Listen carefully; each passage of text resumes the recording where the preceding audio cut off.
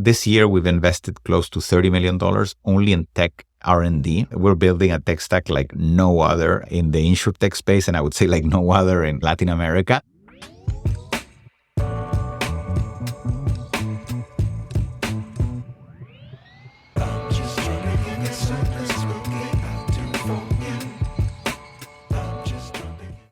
Eduardo, it's a pleasure to have you as my guest. Welcome to the J-Curve. Thank you. Great to be here. Very happy to be here. Very happy that I managed to stalk you 5 or 6 months after I first listened to your speech in New York City. And I thought that we would start with putting things in context a little bit. 12 years in finance in JP Morgan, successful career, living in New York City, and then boom, you ended up traveling to Africa and volunteering as a math and English language teacher for children in Tanzania. What led to that? Walk me through your memory lane. I'll try to make a very long story short. In a nutshell, it was facing the fragility of life. I was loving New York. I loved JP Morgan. I loved my work. I really enjoyed it. And my mom in the year 2013 got diagnosed with a very severe form of leukemia. At that moment, her diagnosis or prognosis was not very good. She's alive today, doing really well. But at that moment, it was, you know what, your mom has 12 months to live. And I was faced with, with the fragility of life and that things change in an instant, right? I had lost my dad when I was 16. But this time around, it caught me in a different moment in life at the height of my career. And I started asking myself, year 2014, living in New York, walking to work, what if I got hit by a bus while walking to work? How would I measure my life? Would I measure it by my professional success? Would I measure it by the money I have in the bank? How would I measure it? And I started a very personal reflection process about the meaning of life. I started reading, I started watching TED Talks, and after a while, I came to a conclusion that, a good way to measure my life would be to see how I was using my time, my energy to make an impact in other people's lives. And I started asking myself, what am I doing today to make an impact in others? And I could not answer that question. And that led me to one day walk to my boss, to Poncho, and sat down with him. I told him, Poncho, I'm leaving the bank. And he's like, where are you going? Goldman Sachs, Morgan Stanley? And I told him, no, I'm going to Africa. What? Why are you moving to Africa? And the reality is that at that moment, the idea was not to, change careers forever or do volunteer work. I just wanted to take a pause, a 6-month break and just focus all my energies in making an impact in other people's lives and going all in. One of the things I learned at that point in time in banking, in college, as an athlete earlier in my life as a tennis player, was that when you want to do something, you have to go all in. So I said, I want to go somewhere in the world that really needs a lot of help. I love children, so I chose working with children. I chose Africa because I wanted to go somewhere that was very different from where I'd been before, a place that did not speak my language, a place where the culture was new to me. And I chose Tanzania, a small town called Moshi, where I said, I'm going to take 6 months, volunteer with these kids, and then I'll come back to normality. That was the plan at that moment. And a bunch of things happened in that journey that made me never come back to normality. But yeah, to your question, that was the triggering point. My mom's disease and facing again that life is very short, is very fragile. And we should be asking ourselves more often what the meaning of our life is. So Tanzania, working with children, what was that experience like? I would say extreme and crazy experience because I'd never been in Africa, I never been in Tanzania. I never done volunteer work for more than, a day or two, right? So going all in for 6 months was definitely something new. As soon as I got there, first thing that happened, I remember I was volunteering with kids and volunteering program was from, 8 a.m. to 12:30, 1 p.m. And I had half a day still to do things. And I said, what should I do now? So I started, starting to volunteer in other types of things. I started giving presentations to underprivileged groups like women, like children in prison, like malnourished children. And anyhow, I really went all in on the experience, tried to use every 24 hours of every day to really embed myself there. But what I learned, and to your question maybe, is the thing that shocked me the most, I would say, people ask me, what was the most shocking part? Was how happy people were with so little. So I was coming from New York. I was coming from a place in the world where abundance and excesses is a constant, right? And where I had a lot of friends that had more money than enough to live a very comfortable life.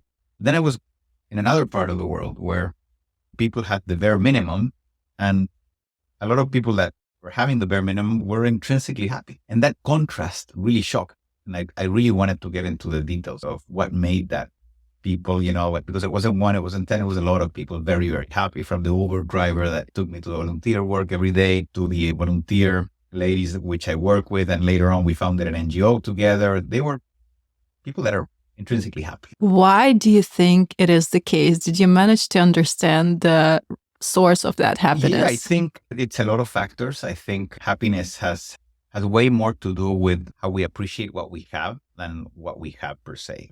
If you always want more, if you always, think happiness is going to come from something you are going to get or some achievement. Or a certain amount of money you're going to make. A certain amount of money or whatever, I think you're never going to get it. Happiness, I believe, comes from appreciating what you have and looking at life with those lenses, looking at life with, that the sole fact of being alive is already a gift, right? That is one thing. I think gratitude is one element of happiness. The second element of happiness, which I think is very important, is giving back. And in Africa, all the people that I mentioned were doing something to give back. There's such a profound need for help and volunteer work. That Uber driver on the weekends would help an orphanage. Those volunteer ladies would, had dedicated their lives on helping others. So it was a combination of people that were extremely grateful with life and people who were giving back and helping others in an uninterested way. And that combination for me is 2 out of the 3 pillars probably that make for happiness and what happiness and fulfillment is about. So correct me if I'm wrong, but there were 2 major outcomes of that experience in Africa. One is the emergence of you as a very successful athlete, and emergence of you as an entrepreneur who created the first social company valued at $1 billion in Latin America. So how did that connect? So I mentioned 3 ingredients to a fulfilled, happy life, in my view: gratitude, giving back. And there's a third one that's probably in between, which is following your passion. I had been a tennis player when I was young. My dream was to become a tennis player, and my dad passed away. My dad passed away in a very tragic accident. He did not have life insurance. My family not only suffered emotionally because of his loss, but also economically, and tennis was not an option anymore. So I went into engineering, JP Morgan, and, life took its road. And to 2014, when I was in Africa, I was an overworked banker, right? 30 pounds heavier than I am today. And I saw this video of the Ironman triathlon, this long distance triathlon where people bike for 180 kilometers and they run a marathon. Before that, they swim 4K. And I remember the first time I saw it, it was like, who can be crazy to do this race? You have to be a little bit out of your mind. And then I saw it again. I remember it was a YouTube channel of the 2000. Funny enough, this morning I watched again the same year, 2010 Ironman World Championships. And the thing that struck me, I had never done this sport, by the way, was, that people from all walks of life finished this race that from the outside, it appears like only Ironmans or superwomens or supermen can do it. But when you double click, it was about people that put themselves a goal. And it's a sport that rewards perseverance and persistence instead of natural talent or ability. I mean, it's a race that if you want to finish the race, you have to train and you have to sacrifice something in order to finish that race. It's not like maybe a 5K race where anyone can finish a 5K race. An Ironman, doesn't matter how talented you are, you have to train a lot and you have to sacrifice a lot. So for me, it was super inspiring to see a sport that put at the center, effort, work ethics. And I think it was something that I had learned. JP Morgan was a really good school in that regard, in terms of you cannot go around hard work and high work ethics. It's more important than talent. It's more important than anything else. And I saw it, and something in my gut when I was seeing that. It was a super inspiring video. I recommend everyone seeing it. It's free on the internet. I said, what happened to that deep passion you had of tennis? When I was 16, tennis was everything. I did not go out. I did not, You played in Miami Open, right? I played here in Miami, and I played in Tampa, Nick Bolitieri's tennis academy at that moment. I was obsessed about tennis. And I said, what happened to that? That was all you thought about. And something in my gut said, you know what? Sign up for an Ironman triathlon. And again, these are things that you look back and you think it's like scripted. But after I saw that video, I think like a week after that, I got a random email from an Ironman in Chile, like opening 20 spots, half Ironman. And I just signed up without thinking about it, right? From Africa. From Africa. And I was like, okay, I just signed up for a half Ironman. I've never swum more than 100 meters. I've never, I had run a 10K, but no more than that. I was like, okay, this is a signal. When I go back to Chile, I'll start training. How did the process of getting in shape, preparing mentally, physically look like for you? And how did that translate in this repeatable passion that Ironman became for you? You've represented Chile at the championship 6 times, right? Yeah, so, 6 times. one of the things I deeply believe, it's actually one of the values in Betterfly, it's dreaming big and having dreams that overpass or are significantly larger than what you think is possible. Because when you dream of things that today seem impossible, you have to become the person that can achieve those dreams, right? And, I think one of the problems with society today is that people don't dream enough. Then they dream with things that are logical and that are achievable. At that moment, the reality is that if you told me I can finish an Ironman, it was impossible. I needed to completely transform myself and become a person that could actually finish an Ironman. That's why I signed up for the race first. And that, having that date in the calendar, when I got back to Chile, and not even when I got back to Chile, I would say the last 2-3 months in Africa, every free time that I had, I was reading. I think I read like 30 books via Kindle in Africa about nutrition, training. I started building these plots without training anything yet. So imagine it's a sport I hadn't started doing.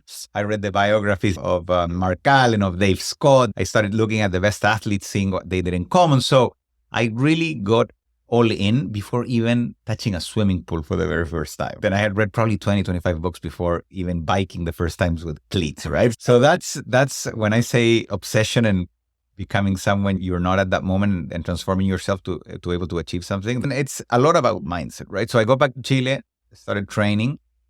And first I started training on my own. And, when I was back in Chile, I said, okay, I have this race. At that moment, I did not know if I would fit. I just wanted to finish it. Again, it was a half Ironman.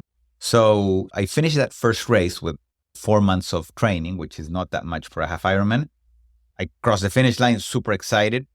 I did not do that well because it was the first race. I mean, I never swam more than 100 meters. It was literally, but after that race, which was Pucón in 2015, January 2015, I said, okay, now I'm going to go all in. Like I crossed that finish line and I was, okay, now I really want to see where my body can take me, right? Next mountain. Exactly. And keep in mind that Ironman triathlon is a sport where your peak performance comes really late in life, different than Olympic athletes of sprint distances. The peak of Ironman is like 35 years of age. It's very different than other sports. And why? Because it's a sport that the experience and the mindset is probably 70-80% of your performance. It's all about mastering, your thoughts, the pain that you feel during the race. It's a very scientific way of training. I set out a plan, a 12-month plan to try to take my body to the limit. And when I say the limit is train as much as I could without breaking apart, because triathlon is one of those things that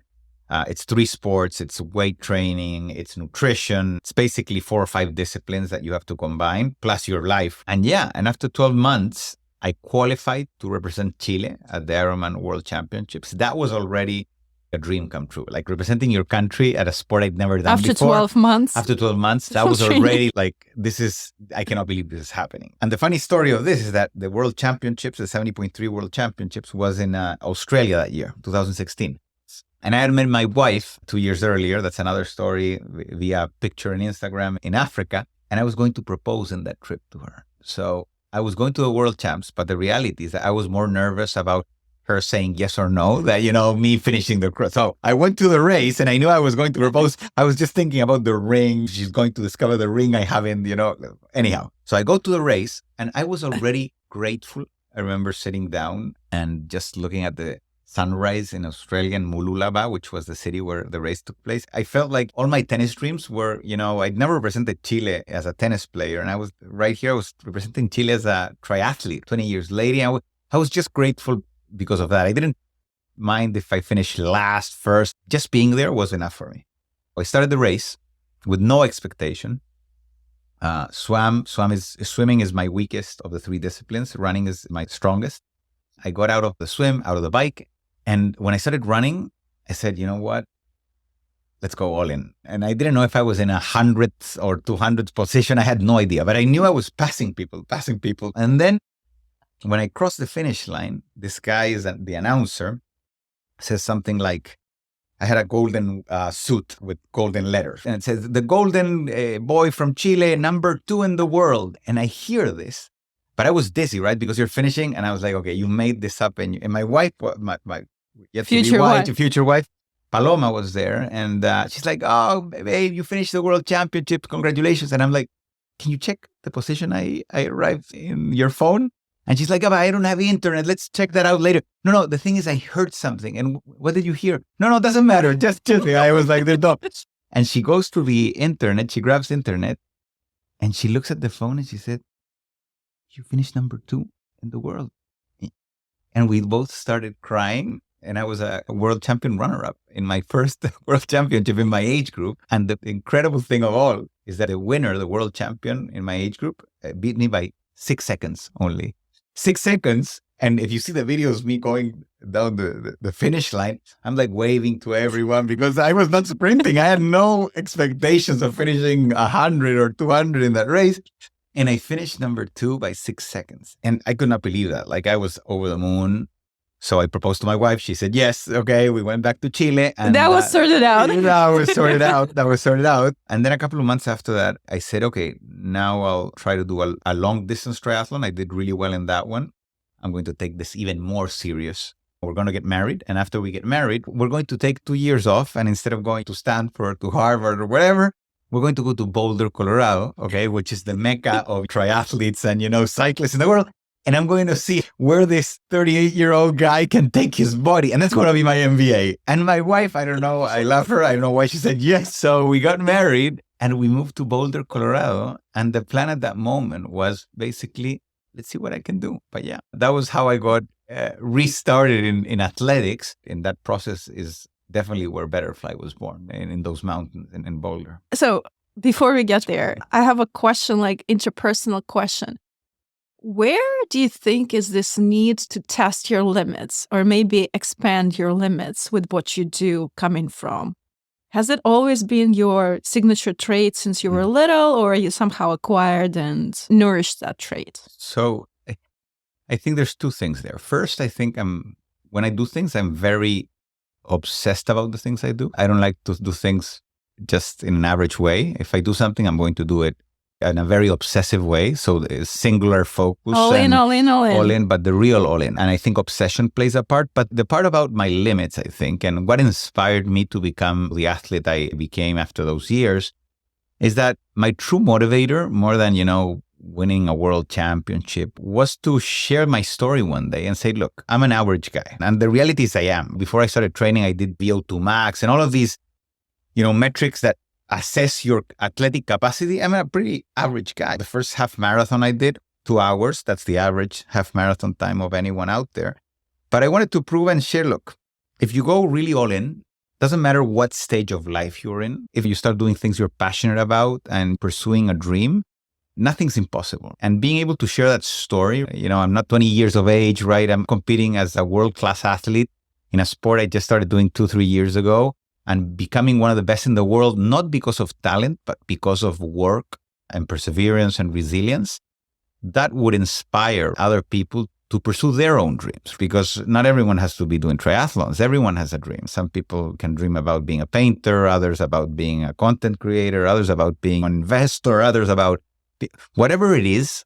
I do believe that to achieve your dreams, you have to do something you're deeply passionate about and go with a deep obsession about that path. So my motivator was that. When we said, okay, let's go to Boulder, I wrote a very big 9, go under 9 hours in Ironman Kona, Hawaii. The 9-hour barrier hadn't been broke by a Latin America age group triathlete ever in history. So I said, I'm going to go under 9 hours. And even after becoming a world champion runner-up, going under a 9-hour was an impossible task. So the next 2-3 years was all about making my body, adapting my body to be able to achieve that threshold and that goal. And my motivator was that. It was really about sharing the story one day. And if someone's listening, it's never late in life to dream a new dream, to pursue a new goal. And this was my opportunity to pursue the dream I had left in a drawer when my dad passed away when I was 16. So I went all in and did it. And in October 2018, I finished Kona in 8 hours and 51 minutes, which up until this day, the fastest time of a Latin America age group athlete. So 2 things that I would like to discuss. First is, what was this moment when you decided that Betterfly, then Burn to Give, has to be born as a passion project and as a business? And the second thing would be, why social impact as a DNA of the company? So let's kind of start with those 2. Yeah. So the first thing, I think, when I moved back from Africa, I wanted to dedicate my life to move the world forward and help in some way or form the less privileged people out there. And I didn't want to wait until I was 60 or 70, retiring and then start doing that. I knew I wanted to start doing it right away.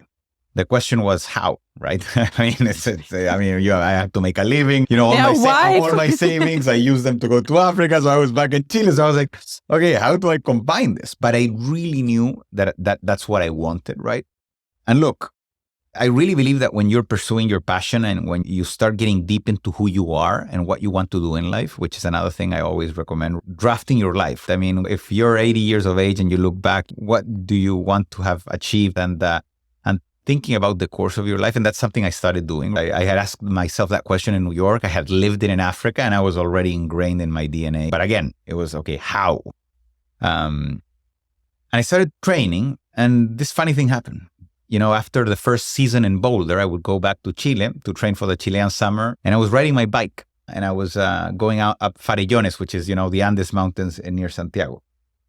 And I had lost all these extra pounds of weight, these 30 kilos. And I was biking one day and this crazy thought crossed my mind. What if the calories I burned exercising, I could convert them into calories of food for children in need? And what if we could use technology to connect two opposite health concerns, obesity and hunger, connect them in a way that helps solve them both? What if we could use technology to empower anyone, anywhere, to start living a better life by helping others? What I was convinced is that when human beings are provided with the opportunity to help others, they do not hesitate and do so. And you have never worked with technology before? Never. I'm an engineer, but I did all my career in banking. But I became obsessed also while I was, I would say, in Africa and afterwards on the power of technology to make an impact in other people's lives. So first it was like, okay, how can we bottle this power of giving? And I said, okay, let's start with something very simple. Calories of sports into calories of food. And let's prove if this concept works and makes sense. And with that simple idea, Betterfly was born. Before that, the name was Burn to Give, burn calories to give calories, because precisely that's what I wanted to prove. I wanted to prove that people got motivated to donate their calories and burn calories to give calories. The giving to the children was evident. I mean, they would need the food. And then if brands wanted to sponsor these calories burned by people. So we launched with my wife. She was the influencer. I was making the business structure. We built this very simple webpage where basically people would put in their calories on hand. And those calories, if they exercise and burn 400 calories were given to children in Haiti, severe malnourished children. And I got 3 or 4 brands, which I met with, and I told them, look, would you sponsor these calories? So the MVP was a 30-day challenge where basically for 30 days, we wanted to reach 30 million calories of people exercising, and that would be enough to feed and take out of malnutrition 400 kids. So basically save their lives in 30 days. And after 30 days, no marketing expenses. So just basically your wife's influencing platform. And the webpage. But I did something very tricky that I said, the webpage was a simple webpage, but if you put 400 calories and you share your 400 calories in Facebook or Instagram, we're going to double the amount of calories you donate. Referral program right there. Of donations, but a referral program of donations. And that made this viral. We had, after 30 days, 60,000 people using the webpage every single day to log their calories. And we were able to feed 1,000 children in Haiti and take them out of malnutrition. How did was it tracked somewhere? How did you validate that? At the beginning, there was no validation. It was just, a picture of your Garmin or whatever, because simple MVP. I mean, I didn't have quick and dirty. So we proved that people were motivated. The children, I mean, the impact was tremendous for an MVP. I don't know up till this day if there's an MVP that has generated so much impact in 30 days. And the companies who were sponsoring this were out of their moon. They were so happy. They were just wanted to put more money. And I was like, okay, we have something here. So we did that MVP. I went back to Boulder to the second season. And I would say in that second season in Boulder, even though I was preparing for the 9-hour mark in Hawaii, I was just thinking about burn to give. And during all that year, I would go bike 2-3 hours every day. And between bikes, swims and runs and physiotherapy, I had a giant wall that was in the apartment, burn to give. And I would route the business plan, the investors I would see. And I started building a draft of the business model and the technology that we would need to do in order to make this happen. And 3-4 days before Kona in 2018, the app was launched in the App Store. And Burn to Give came to life. So from that period of time, 2018 until 2020, what happened with the Burn to Give and how did it end up becoming Betterfly? Yeah. So we launched in October 2018, 2-3 days before Kona in the App Store. Started growing. And in year 2019, after 6-7 months live, we had like 400,000 downloads. But I realized something was not clicking for the impact model because we were becoming an advertisement, platform for brands. Exactly. And brands were starting to ask for information for certain How many things. users you have? What's the retention? What's the churn? retention? And two things happened. First, this was before the social dilemma that when it came out, I was like, see, that's what I meant. We're like, people are going to become we're not going to improve their lives because it's the advertisers we need to serve. And yeah, the kids will get the food, but the major impact we want to create is improving people's lives with the power of giving back. So let's think about how we can change this, okay? We can escape that we trap. escaped that. We were growing. 2019, we were at 2 or 3 million ARR, which for a Latin American company, it's not a small feat, right? That we were a team of 10 people. Super solid numbers. But at that point, I said, if we really want to create something unique and the superpower that we have, we're not exploiting it in the good sense of the word the right way. So we have to change this around. And also at that point, when this already became a company, I really believe in, if you're going to dedicate your life, because entrepreneurship is a tough journey, you have to do something that you love and that you're really passionate about. And one of the things that for me has been a central part of my professional life has to do with the financial services industry. I lost my dad, as I told you, and I suffered what it means not to have life insurance and proper financial protection. That's why I got into JP Morgan. That's why financial services within JP Morgan, I worked with insurance company because insurance is one of those products that, is very non-sexy, but it's a product that everyone should have. Life insurance should be mandatory before Netflix, before Spotify, and 3-4% of the world actually have it, very high net worth, but the rest of the world does not have it. So I started thinking, how can we include insurance in this and, in this equation? Because we had the health and well-being, we had the giving back. And in 2019, again, while training, while building the initial phases of Burn to Give, I said, wait a second, life insurance is a product that even though it's called life insurance, it has nothing to do with your life because it's a product that you will never use. But it's a product that has everything to do with your life. So the more you walk, the more you meditate, the more you talk to friends, not only are you happier, or you have a better well-being, but you live a longer life. So there's a link here. Life insurance companies want you to be happier, to be healthier, because they don't ever want to pay for that. Yeah, exactly. They don't want to pay for it when you die. So what if we could create the world's first life insurance coverage that people could build with their hands and their feet instead of their wallets? And each time they went for a bike ride, they built a coverage based out of that with no cost.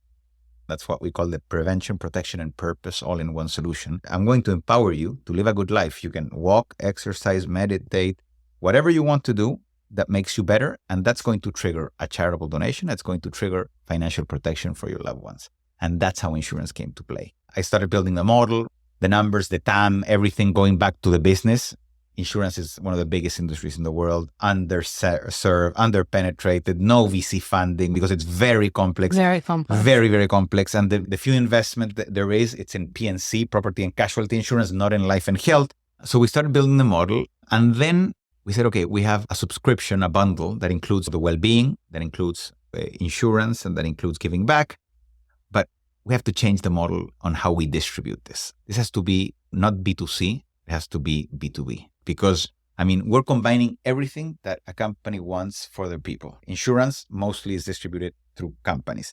Purpose as well. Well-being, someone who's better is going to be more productive. So it's a really powerful combo. And what if we could create a subscription like Netflix, like Spotify? It's sold to companies for their employees that include digital tools in the well-being, in the insurance, and in the purpose or giving back space. And that's how the pivot came. When we came before Betterfly, right? It was Burn to Give still. Burn to Give was burn calories to give calories. So the name was not descriptive. No longer relevant. But we had a lot of brand recognition, especially in Chile. It was not an evident decision, pivoting and changing the name. But then the question was, okay, where do we want to be in 5-10 years? Is it going to be relevant that we're known in Chile or not? no, we want to be a global company. So it doesn't matter if we change the name. This is the right moment to do it, and let's do it now. So we made that decision. We changed the model. We pivoted. We had, I remember, a very big contract from Samsung, which was like advertisement contract. Yeah, like $4 million on the table. Some of our investors wanted to kill me. I was like, yes, if we take that contract, we're going to grow 2x, 3x revenue. We're not going to grow 10x our revenue in the next 2-3 years. And that's what you want, and that's what we want. So we made a very big short-term sacrifice in order to bet for the long-term business model. And it played out. I mean, it played out because we pivoted in the midst of COVID. We launched in 2020 in September. In the middle of COVID in Chile, we were prisoners in our homes, and we 20x'd our revenue in just 15 months since we launched. COVID was a blessing in disguise for you because people started to care about mental health, well-being. They started caring about mental health, well-being, and life insurance. Because guess what? When you have 7 billion people facing the fragility of life, you realize that life is fragile and that shit happens. And the demand for life insurance in the last 2-3 years has grown more than in the last 100 years. Because it's like, look, I compare it to Chile. Chile, we have earthquakes all the time.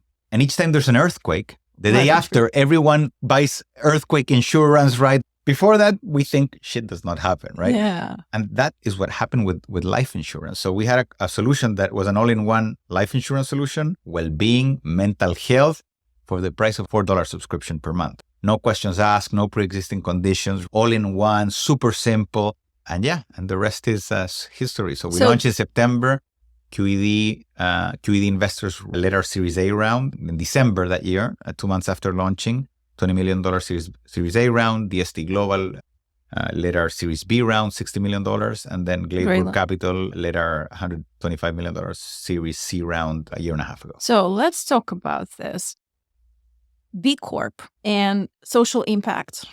What was the logic behind becoming a B Corp? And how did you position that to the investors? Like, what was the conversation? Today it's much easier. At that moment, it wasn't that much. Obviously. But today it was in the same line. I told them, look, if we really want to build a global company and be the best at what we do, we need the best people. And let's start with me, the founder. The reason I'm so driven and passionate about what I'm doing is not because at that moment, becoming $1 billion company or, the egg, whatever. It's about using all my energies to, of course, create a big business, but at the same time, make an impact in the world around me, right? And if we can create a business model that puts purpose and people first, the business and the financial returns will come. And the order of the factors is very important. When you put the business and the finance at the center and you think purpose is an output, that does not work as well. Because what happens is that, and I can tell you now after years of, is that when you build a purpose-driven business with people and purpose at the center, you attract the best talent in the world. And the best talent in the world wants to work in things that go beyond their own professional and financial gain. And that creates a virtuous circle around that. And when you crystallize that the way we do it, we call it the Betterfly effect, which is basically a combination of social donations, of financial protection provided for underprivileged people, and also the healthy habits. I was maybe subject number 2, losing 30 pounds, but we have people that have lost 100 pounds. We have people that have gone from the clinical depression to the most happiness, and all of that triggered by purpose. And it's incredible. I mean, now we're about to reach 1 million people using Betterfly every day.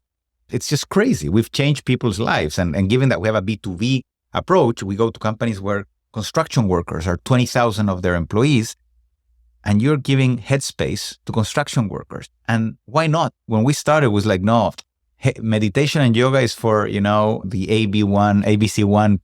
No. If you teach someone to meditate 3 minutes every day, you can change their life. It doesn't matter if, they're construction workers or they're C-level suite executives. And to your question, how I convinced investors, I'm like, look, the passion you see in me is the passion you'll see in all the company, because that's our fiber. That's where we're going towards. And it's going to create a virtuous circle because people want to work here. Their personal goals are aligned with the company's goals. And that at the end, we all know that companies are made out of people. And that's the most valuable asset, right? And being purpose-driven is, I believe, the only way around that. And I do believe that, COVID also accelerated because of the fragility of life. The world shift towards a more purpose-driven society. I do believe that, that to maximize shareholder value is something that of the past. For me, it's, building a company is about maximizing social value. That's what B Corps are about. That's what, a public benefit corp is about. That's what Betterfly is about.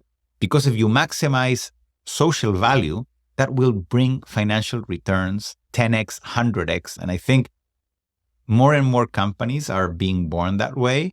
And hopefully in 5-10 years, we will not be talking about companies that are B Corps or not. Every company will have a social mission of making the world a better place in different ways, right? Not everyone has to be doing charitable donations, building technology per se, but being super focused on that social and environmental return is what builds great companies. Look, life is going to happen significantly more quickly than we think. We want to build a massive empire without thinking about how we live our planet, how we live society. What are the implications of being a B Corp? What does it actually mean in terms of the functional operational model structure? Yeah, so we're a B Corp and we're also a public benefit corporation, which is two separate things. So B Corp is a certification, which basically every year you have certain standards that you pay inequality within the company, you know, everything, government, social, you have to check the box and various things or else you're not certified. And it's a pretty strict certification. Then we took it a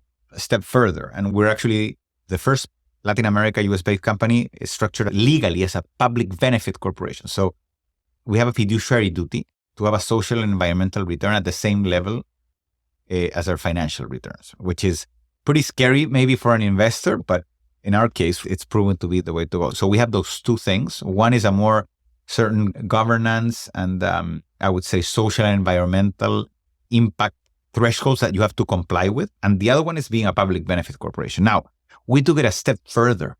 And 3-4 months ago, we made an announcement in the New York Stock Exchange where we became the first company, the first VC-backed company, because Patagonia did something, and where we started giving part of our equity to NGOs around the world. But it's not just giving it away, it's linked to our growth.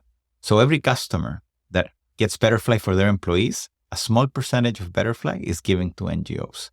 So in 10 years, if we become a $100 billion company, I'm not going to be the biggest shareholder in the company. It's going to be the world and the planet. And my investors today are fine about that. They will get diluted. I will get diluted, but the price per share will be 100x what it is today. Yes, exactly. Right? And you that's want what like we a all smaller want. piece of a bigger pie. So we called it the Betterfly Legacy. We created a new financial instrument called the Social Impact Stock Units, which is basically similar to an employee stock option. And we made it public for any company to apply to their own corporate statutes and business model. How do you select the NGOs? So what we do is in each country we're present. We select a handful of NGOs so we can work closely with them. And we try to, mix hunger, reforestation, education. So different flavors of what people want to contribute to. And then we let the users do their own choosing. So when you earn your better coins and your Betterflies with Betterfly, and that's the game of purpose that we call, and you can decide how you redeem those Betterflies and those better coins. So if you're connected with hunger, you will connect with hunger and you will donate to a foundation, an NGO with hunger. If you're connect with something local, you can do it locally, internationally. So we have local in each country, 5, 6, 7. And then we have global NGOs like Water is Life, like One Tree Planted. So one of the things that I found really interesting is that you did grow really fast. You went from zero to $1 billion valuation in 2.5 years, from zero to almost 1 million lives. You signed some major partnerships with insurance companies to scale. So typically, if you go that fast, you try to standardize and scale. But you are being very, I want to say, locally aware as a company. You enter a new market, being in Brazil, being in Chile, Mexico, right? You build the partnerships with players that are present on the market. Yeah. So can you elaborate a little bit on this partnership strategy? Like, what's your approach? Why did you choose to not to streamline operations and standardize them, but to localize them and go deeper in the market, at the same time maintaining the really high pace of growth? Yeah. So first of all, I would say I would start with the end, with our vision. We're creating a new category. The product and the technology that we're building is non-existent. We're the first to build this. And it's very uncommon for a Latin American startup to do that. You have the Airbnb of Latin America, you have the Instacart of Latin America, you have the Uber of Latin America. So building something from Latin America to the world is something we're very proud of and something that has its own challenges, right? And one of those, and to your question, it's one of the reasons why we scaled and we built the product we did in the countries we operate today. So, which is how many? 7? 7, and I would say 8 now, because we have Argentina as well. We have a very small team there, but we're kicking off a really big partnership. Chile, Colombia, Mexico, Brazil, Argentina, Costa Rica, Peru, Ecuador, and Spain. We opened Spain 6 months ago. Yeah, the first country in Europe. And we did it at this pace precisely because we said, okay, if we want to be in 60 markets in the next 5 years, by 2027, we have to be able to open 7-8 markets in a year. And so it's a math problem. And we did so, right? If we wanted to be only a Latin American company, we wouldn't have opened 7-8 markets in 12 months. We would have done it in 2-3 years. And we did so, as you mentioned, not in a generalized way.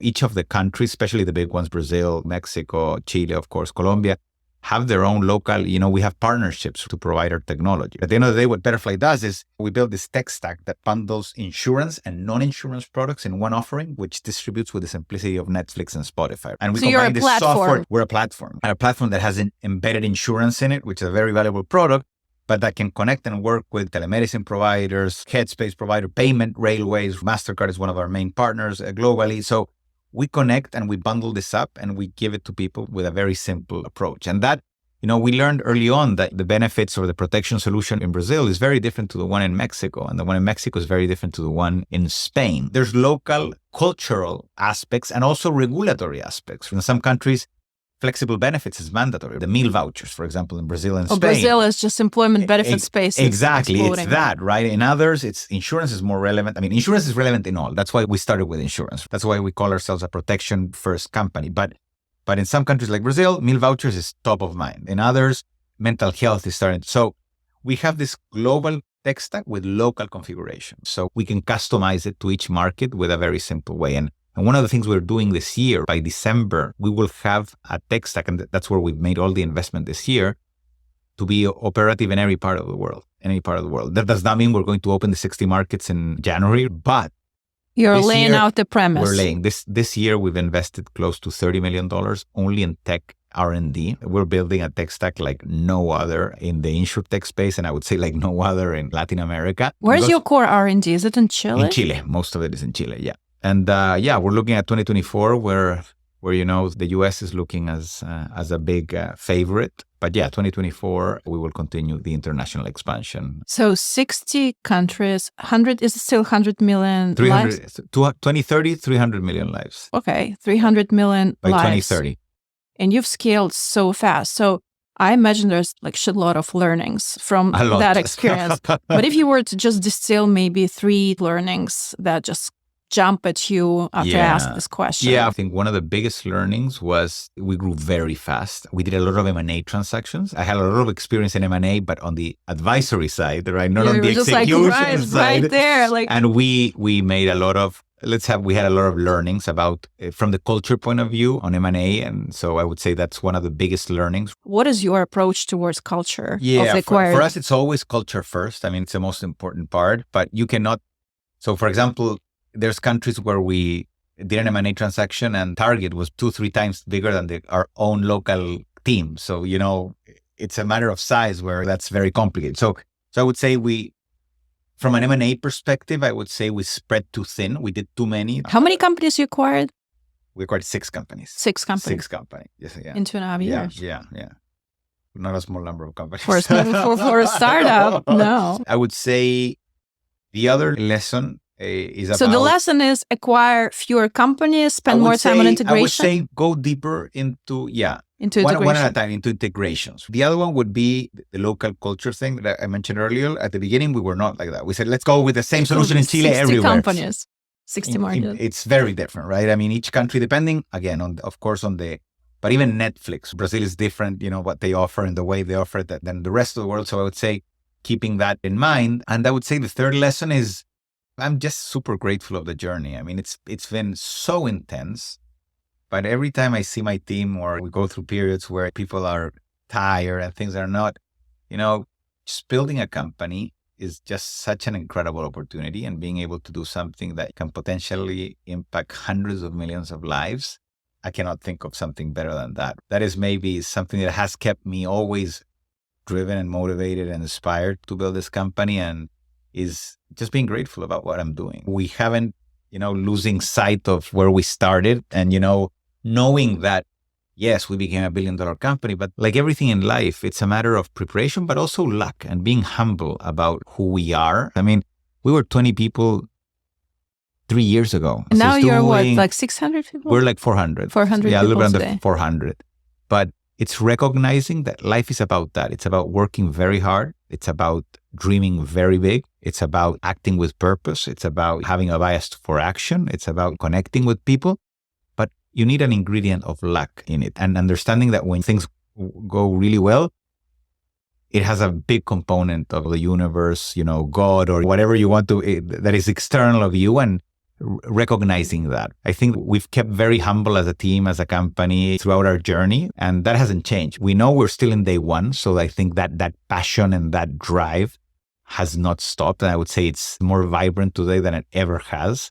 Because when you build a company where the culture and that drive and deep passion is at the center of everything, you start attracting people that just make it bigger and bigger and bigger. It's a flywheel, which is crazy, right? And having that in mind, if you're building a company and your belly's not fired up and you're not just absolutely driven by what you're doing, you have to rethink what you're doing, because you need that passion and that drive to make it happen and to make something big happen. How do you scale yourself as a leader? Basically, you went from 30 people to close to 400 people. From 0 lives to 1 million lives, you need to grow with the company, right? You need to stay relevant as a founder, as a CEO. What's your approach to learning and what's your approach to growth, personal growth? So personally, I read a lot, and that's my way of learning from what other people have done. Do you read like business books? Business books, lots.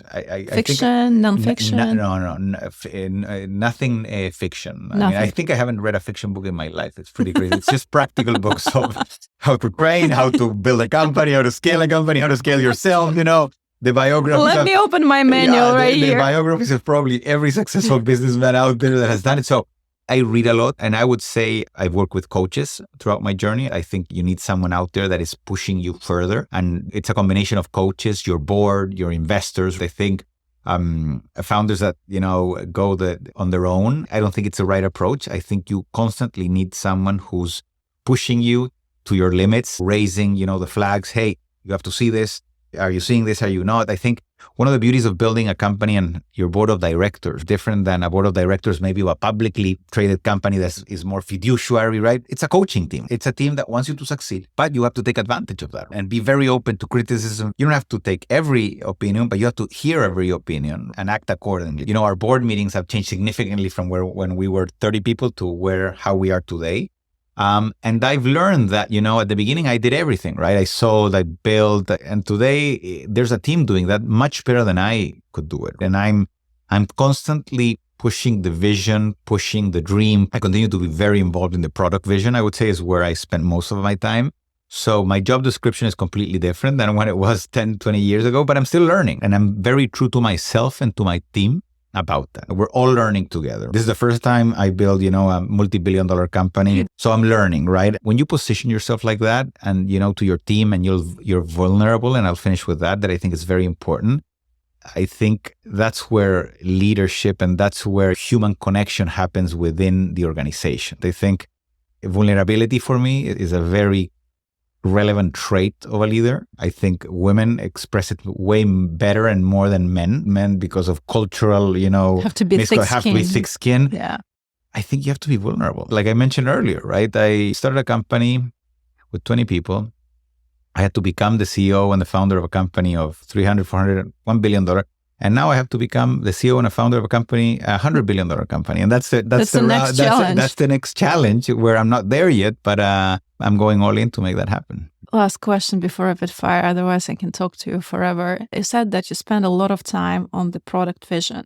So if you and I meet again in 10 years, using your advice to write things down, so we are in 2033, where is the company? What do you envision it to be? So in 10 years from now, Betterfly will be probably in 1 out of 10 people's hands across the globe. It will be, bringing protection to hundreds of millions of families and nudging them with the power of helping others. And I think our Betterfly effect will reach hundreds of millions of lives, maybe a billion someday.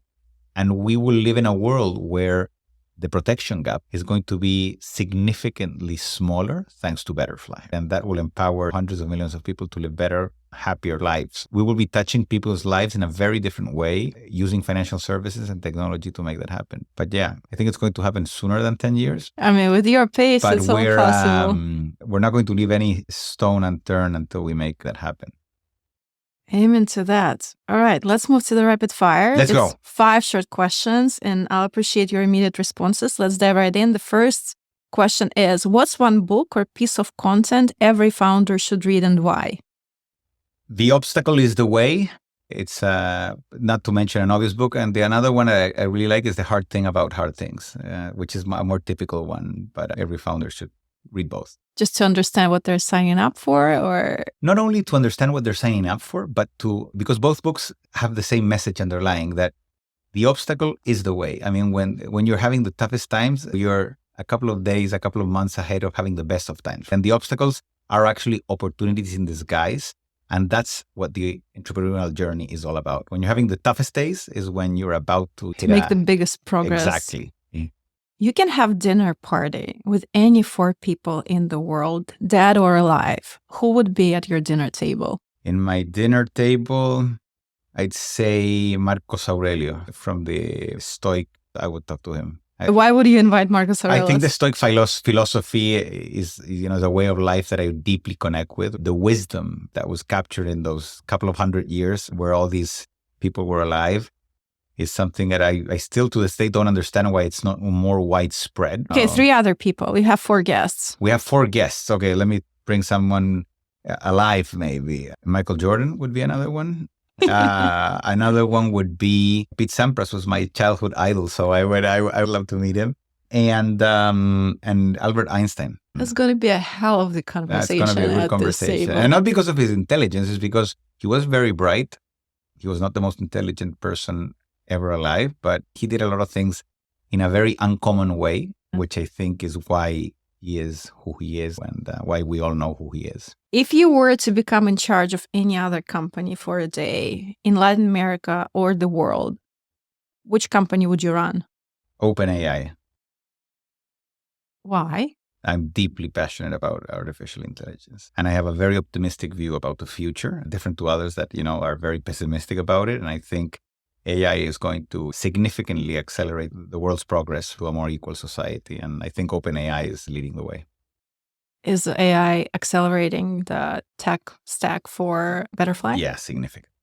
In the last 6-9 months, we've advanced what we couldn't have advanced in 3 years, probably. And I think we're just getting started. When you're hiring for C-level positions for Betterfly, what are the key qualities you're looking for in the candidates?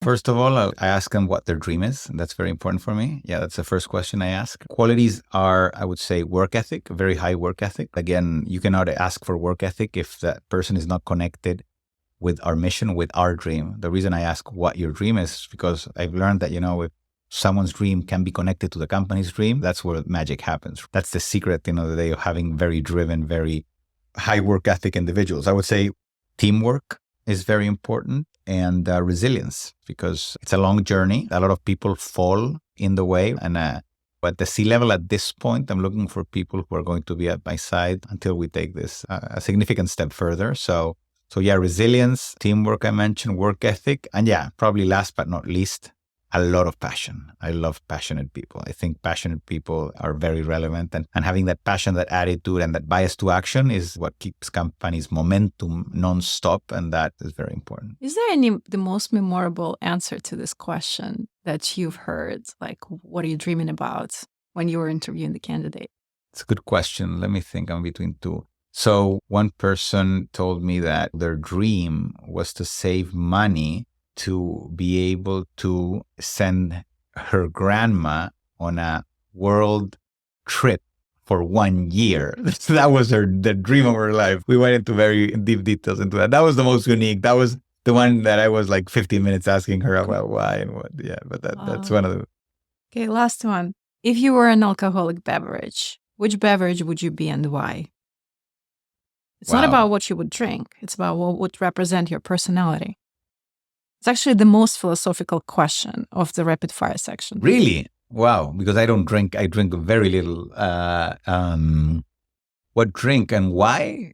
What beverage would represent your personality? I would be wine because I'm from Chile and red wine is from Chile. There's It's not very much philosophical.